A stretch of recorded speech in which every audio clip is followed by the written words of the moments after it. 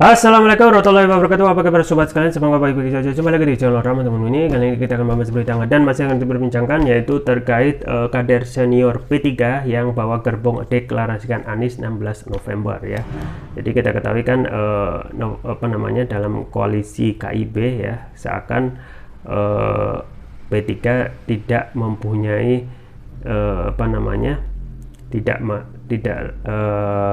tidak mendapatkan dukungan juga untuk grassroots ya. Ini dibuktikan dengan kiprah dari kader senior ini yang membawa gerbong mendeklarasikan Anies gitu ya.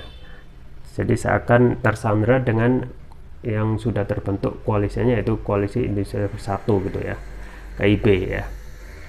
Nah, apakah dengan adanya kader senior yang membawa gerbong ini untuk mendeklarasikan Anies ini juga dapat restu dari ketum dari P3 itu sendiri ya. Yang kita ketahui ya, P3 seharusnya menjadi partai kanan ya, partai yang mendukung ataupun yang partai yang Islami ya, dibanding ya saat ini posisinya yang tersandra dengan mendukung ataupun bergabung dari koalisi yang mendukung partai kiri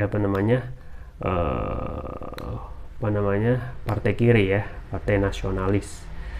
Ini yang sesuai yang dilansir oleh cnnindonesia.com. Langsung saja kita baca dan kita ulas. Kader senior P3 bawa gerbong deklarasikan Anies 16 November. Jakarta, CNN Indonesia. Kader senior Partai Persatuan Pembangunan P3 Habil Marati bersama Forum Ka'bah Membangun FKM bakal mendeklarasikan dukungan kepada Anies Baswedan sebagai calon presiden di Pilpres 2024. Forum Ka'bah Membangun FKM merupakan wadah bagi kader serta konstituen P3 di berbagai daerah di Indonesia mendeklarasikan dukungan secara besar-besaran untuk Anies Baswedan sebagai calon presiden di Yogyakarta tanggal 16 November, kata Habil Marati kepada cnnindonesia.com. Habil mengatakan estimasi kader serta konstituen P3 yang akan hadir dalam acara deklarasi nanti mencapai ribuan orang berasal dari Aceh hingga Papua. Ada juga pengurus DPW P3 provinsi aktif yang ikut nanti, kata dia. Habil mengaku sudah mengirim undangan kepada PLT Ketua Umum P3 Muhammad Mardiono. Dia berharap Mardiono ikut hadir dalam acara deklarasi terhadap Anies Baswedan di Yogyakarta nanti. Habil menjelaskan bahwa FKM dibentuk pada Oktober lalu di Jakarta. Kala itu Suharto Monoarfa yang masih menjabat sebagai Ketua Umum P3 menyetujui pembentukan FKM. Jadi FKM itu apa? Forum Ka'bah Membangun. Kemudian FKM ini sudah mendapat restu Bapak Suharto waktu itu saat masih ketua umum, bahkan pernah setuju menghadiri deklarasi FKM ini tapi keburu dikudeta, ujar Habil. Dia mengatakan kader bahwa FKM dibentuk didasari keresahan kader serta konstituen P3 di pemilu 2024. Merujuk berbagai hasil survei, P3 diprediksi tidak mendapat kursi DPR. Atas dasar itu, Habil beserta kader P3 lainnya menginisiasi pembentukan FKM yang ingin merebut kembali suara yang hilang sejak lama. Dulu Suharto pernah bilang, mari kita rebut kembali suara P3 yang selama ini hilang. Nah, FKM ini untuk itu, kita mau ambil lagi suara yang hilang. Kita sudah petakan, kata Habil. Demi mendapat suara yang besar di pemilu 2024, Habil mengatakan P3 perlu mendukung Anies Baswedan sebagai capres. Pasalnya kader dan konstituen P3 memang mendambakan sosok Anies. Dia menjamin para konstituen P3 ingin Anies Baswedan yang diusung menjadi capres. Habil mengatakan Suharto juga pernah menyewa jasa dua lembaga survei, yaitu Polmark dan Indikator Politik Indonesia. Hasilnya P3 perlu mengusung Anies Baswedan jika ingin lolos parliamentary threshold di pemilu 2024. Saya tidak ingin membuat konflik, saya ingin menyelamatkan P3 dari jebakan parliamentary threshold 4%. Saya mendorong agar P3 jangan di KIB, harus keluar, kata Habil. Sementara itu, Suharto Monoarfa pernah membantah terlibat dalam gerakan kader yang mendukung Anies Baswedan. Wah, saya sudah enggak ikut-ikut kayak gitu, kata Suharto. Diketahui saat ini DPP P3 pimpinan PLT Ketum Mardiono sudah bergabung dalam Koalisi Indonesia Bersatu KIB, namun belum ada capres-cawapres yang dideklarasikan untuk didukung ya. Jadi sobat sekalian, memang ini adalah politik saling sandra gitu ya, karena sudah P3 sudah gabung dalam KIP ya, dan sudah mendapatkan kursi di pemerintahan, mau tidak mau seperti dalam tanda kutip harus nurut gitu ya untuk setiap apa yang sudah digariskan oleh koalisi KIP, yaitu Koalisi Indonesia Bersatu. Ya, kalau kita melihat kenapa KIP itu belum ada capres dan cawapresnya, karena menunggu PDIP gitu ya. Nah, jadi menunggu PDIP untuk mencalonkan tentu saja yang sesuai dengan pilihan istana, yaitu Ganjar gitu ya. Nah, kalaupun nanti PDIP tidak menyalonkan Ganjar, maka KIP tetap mencalonkan Ganjar gitu ya. PDIP ya kemungkinan ya banyaklah mungkin akan berdiri di 3 kaki atau 3 pilihan ya, berkoalisi dengan KIP ya, dengan memilih Ganjar ya sebagai capres, atau berkoalisi dengan PKB yang beritanya juga ada gitu ya. Kalau suruh PKB dengan dengan Gerindra juga, berarti Ganjar ya presidennya, atau pilihan ketiga ya, dan ini saya rasa sulit atau tidak mungkin ya, itu berdiri ataupun maju sendiri dengan mencalonkan Puan ya. Cuma ini aja gitu ya.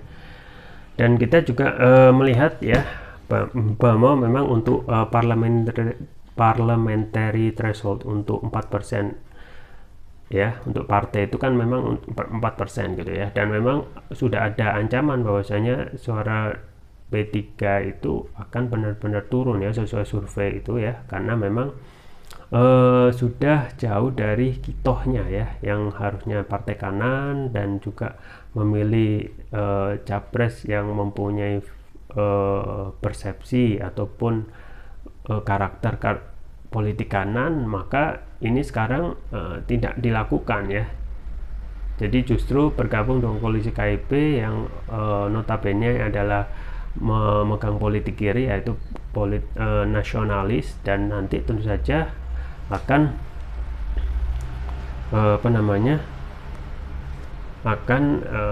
memilih Ganjar gitu ya. Jadi yang seharusnya PKB itu ya adalah partai kanan, justru pada prakteknya ini ya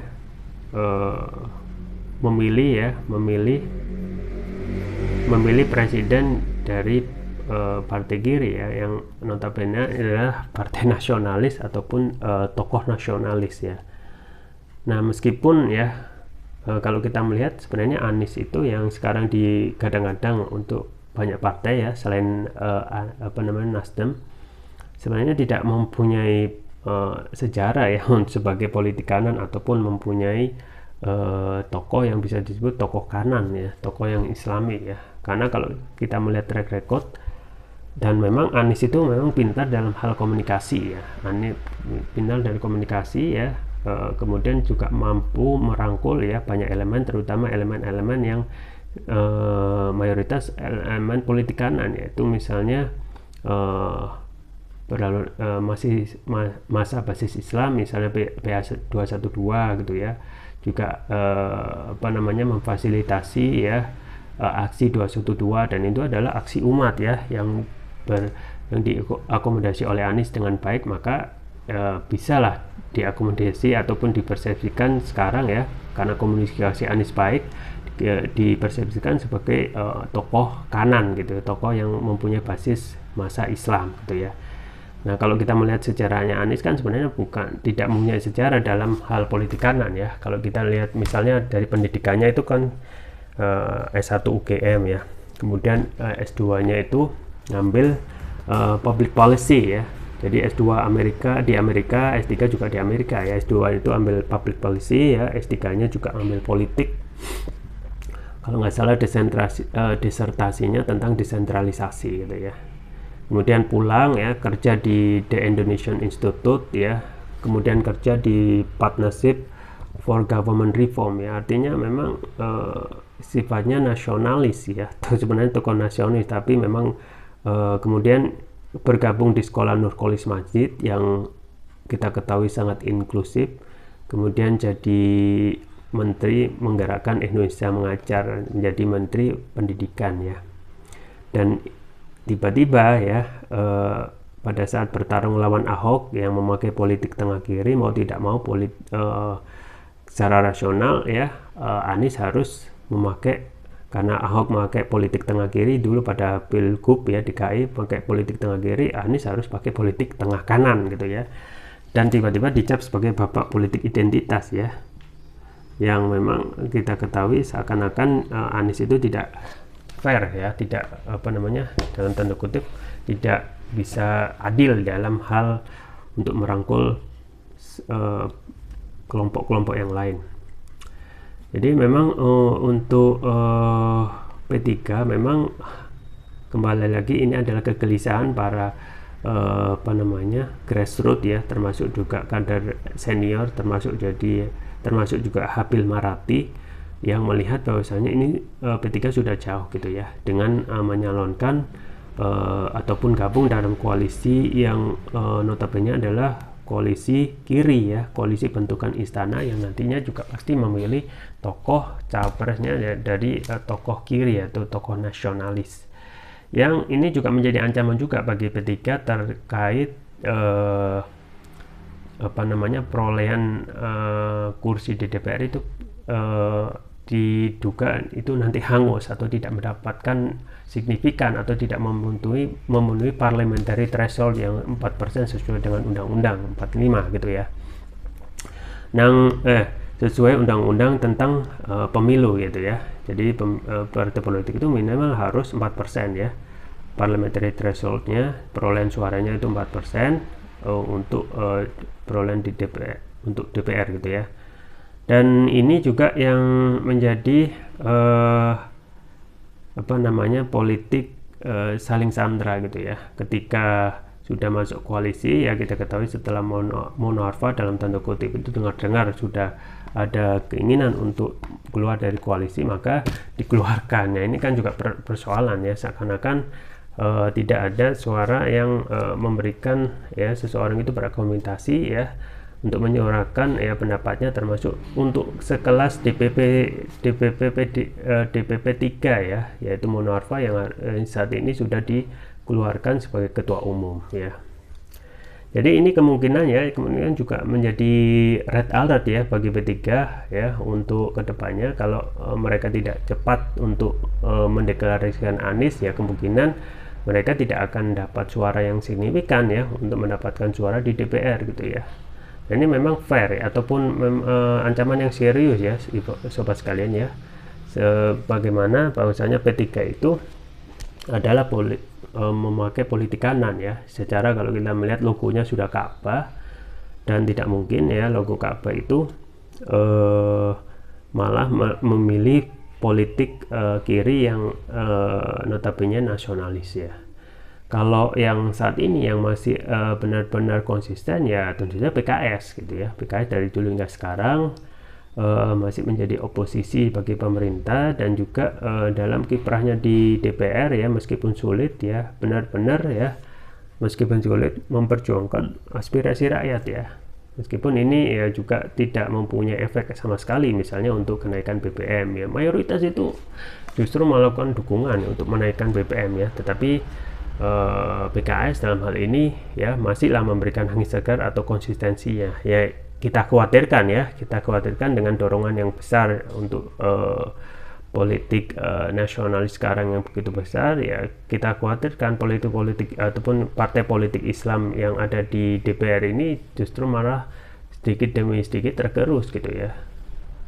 Contohnya apa? Contohnya yang ada di P3 itu ya. P3 itu sudah mulai tergerus gitu ya, sudah mulai gabung KIB ya. Kita khawatirkan ya, kan juga ada pemberitaan media bahwasanya untuk PKS sudah disediakan ya iming-iming ya jatah menteri ya.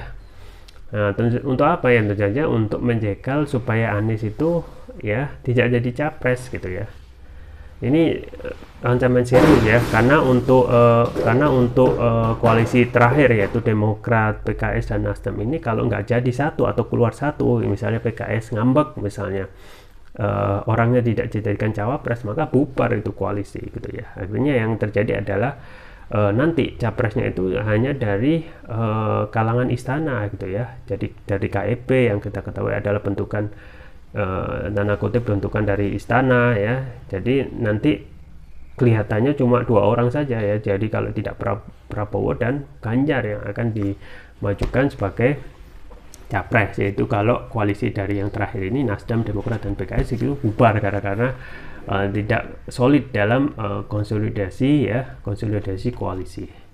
Ya, kita tunggu saja kelanjutan ya terkait rencana dari kader senior ya, yaitu Habil Mareti yang akan mendeklarasikan Anies ya pada 16 November nanti. Itu saja yang bisa kita sampaikan, semoga bermanfaat. Jangan lupa like, share, dan subscribe. Sampai jumpa lagi. Wassalamualaikum warahmatullahi wabarakatuh.